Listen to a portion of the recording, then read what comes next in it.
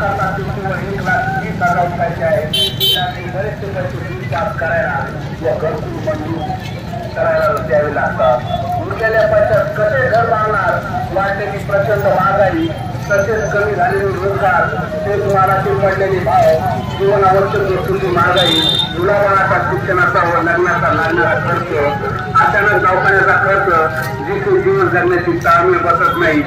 तोच कोणत्या मिळणाऱ्या सरकारी रोजगार हमीचे 4 लाख, त्याच्यानंतर कल्याणकारी मंडळाचे 2 लाख 6 लाख आणि केंद्र सरकारचे 1.5 लाख असे 7.5 लाख रुपये आपल्याला मिळू शकतात। हे कायदेशीर पद्धतीने बसू शकते आणि हीच मागणी घेऊन आपण आज इथे आलेलो आहोत। पण ही मागणी केवळ इथे येऊन सुटणार आहे का? नाही, तर याच्यासाठी आपल्याला गाव पातळीवर सुद्धा याचा पाठपुरावा करावा लागणार आहे।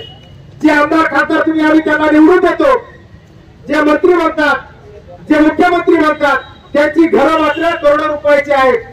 त्यांचं साधं बाथरूम जरी पाहिलं आंघोळ करायचं आणि संडास करायचं तर ते 10-10 लाख रुपयाचं आहे आणि आपल्या गरीबाला काय सांगतात? तुम्ही 1 लाख रुपयात घर बांधा। हा भेदभाव कशा